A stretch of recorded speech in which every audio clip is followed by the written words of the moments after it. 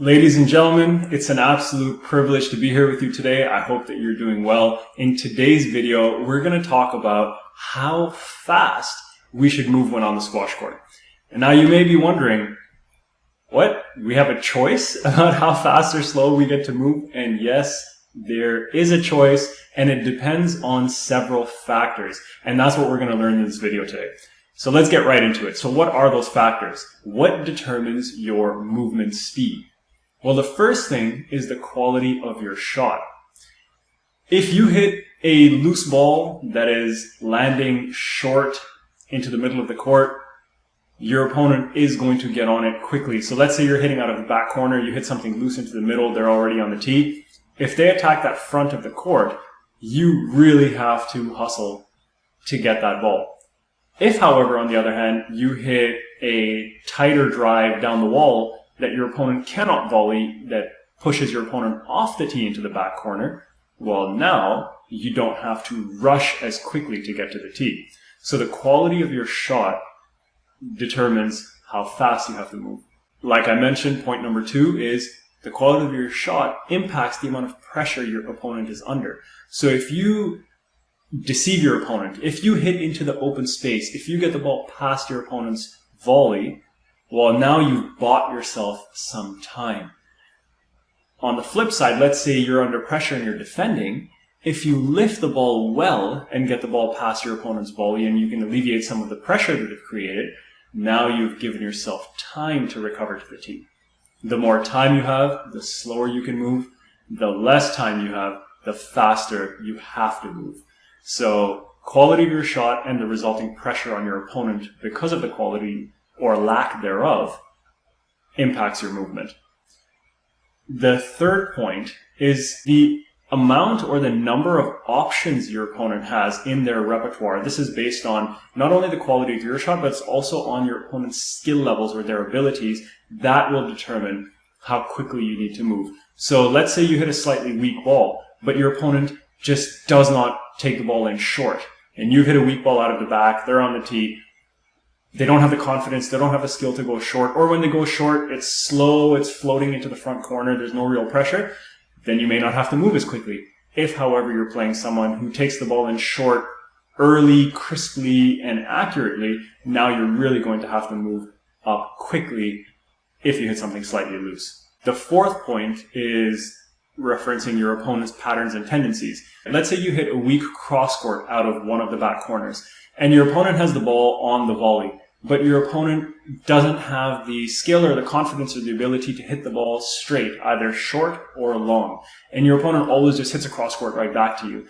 Then you don't really need to move quickly to the tee because you know that 90-95% of the time that ball is coming right back to you. You can almost hang back. Now, I'm not saying you're going to hang back that deliberately. You still need to move up, but you don't have to rush up to the tee if you hit a weak cross court relative to the way you would have to rush if you're playing someone who has a really, really good straight volley drop off from the middle of the court. So their patterns and their tendencies will really impact how fast you have to move as well.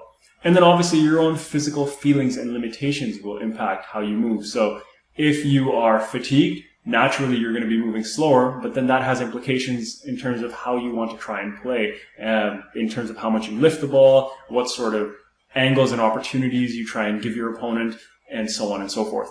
So in this video, I'm going to review 2 clips with you, again from the World Games and the final between Victor Crouin and Gregoire Marche. And I'm going to show you 2 clips in real time, and here you're going to see the first clip coming up in a second, and then we're going to slow each of the clips down and talk about the movement speed.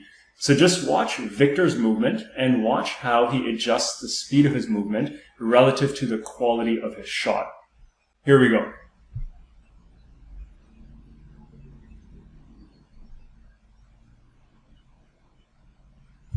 So now you'll see it in slow motion, but you might have noticed that with the first drive that he hit, it was a quality drive that got through the court, got Gregoire off the tee, and Victor could cruise back onto the tee, almost walking back to the tee. And the second drive, because it was a tighter shot by Gregoire and Victor hit something looser, he had to come back to the tee faster. Now, Gregoire did really, really well to break Victor's pattern by holding a little bit and showing that boast, which kind of sunk Victor's legs and movement into the tee. But what we want to focus on is that preliminary speed that Victor had to inject into his movement to be able to get to the tee to cover a variety of shots. So let's watch that clip again at half speed. So watch Victor's movement here at half speed. Relatively smooth and fluid, just kind of walking to the front there. And now off of this tight ball, you see that he's rushing a little bit more relative to the previous shot. So one more time, you'll see over here as he comes off the ball, he takes a step and then he kind of walks to the tee. And with this one here, you see that he's no longer walking. It's more of a jog to the tee because he knows he has to get there early enough. Let's go to the second clip now. So here's the second clip. And you see when Victor's hitting something loose, he has to hustle way more. You have some context from the previous clip where he was hitting those straight drives. Now watch over here, again at half speed. He hits this drive. It's short, but he's on the tee. He has to really work hard because of the loose ball he hit.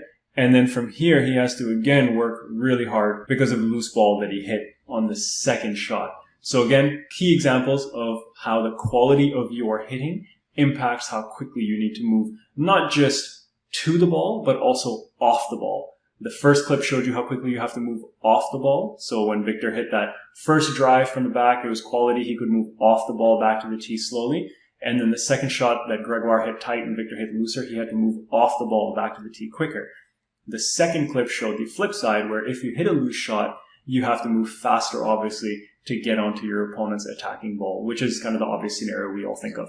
So what does this mean for you? What implications does this have in your game? So what I would encourage you to do is, in the moment when you're on a squash court, try and raise your awareness of how the quality of your shot is impacting the time that you have to get to the tee. So that first example that I showed you, if you hit a quality drive, especially if you hit a slightly slower, higher quality drive, you will be able to walk to the tee. And then you'll notice as soon as you hit something a little bit shorter or faster and shorter, you give yourself far less time to get to the tee. So now the step one is to try to become more aware of those scenarios. And then the obvious answer is try and improve your targets. Easier said than done, right? What I would encourage you to do is, as you look to improve your targets, try and again find that correlation between changing up the pace, maybe lifting and hitting accurately, and how much time you get to recover to the tee, versus even if it's accurate but you hit faster, you'll find that you have less time to get to the tee. And then obviously if you hit loose, you'll have even less time to get to the tee. So just think about that and try to form those correlations in your mind. The last one that I would encourage you to really become aware of, and then hopefully try your best to never hit in that zone, try your best to minimize hitting into no man's land. You'll find that if you hit into no man's land, you always have to rush to the tee because your opponent has ample opportunities in terms of options.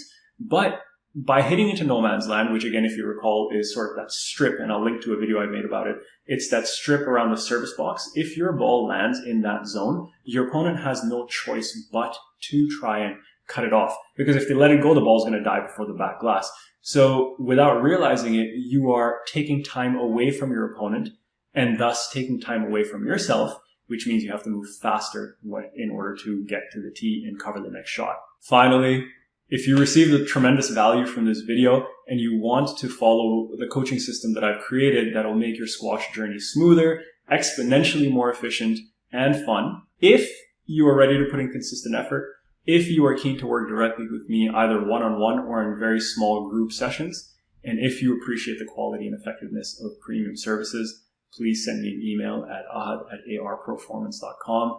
Everything that we're talking about here, this is just a glimpse of the value that you would receive if we work together. Everything would obviously be customized to your game, to your needs, specific drills, prioritizing the biggest opportunities to help you improve your game the fastest. And the list is endless, so I'm going to keep quiet now. Thank you for watching. As always, if you enjoyed this video, please give it a thumbs up. Please subscribe to the channel if you have not. Please leave a comment. I'd love to hear your thoughts about how you applied some of these lessons and the value and the benefits that they've yielded in your game. If you know someone who would appreciate this video, please share it with them. My goal through these videos is to try and help people become more aware of the nuances of squash and also teach people how to improve their own squash So every share, every referral, it all goes a long way towards helping me achieve that goal. Take care, folks, and we'll see you in the next video. Bye-bye.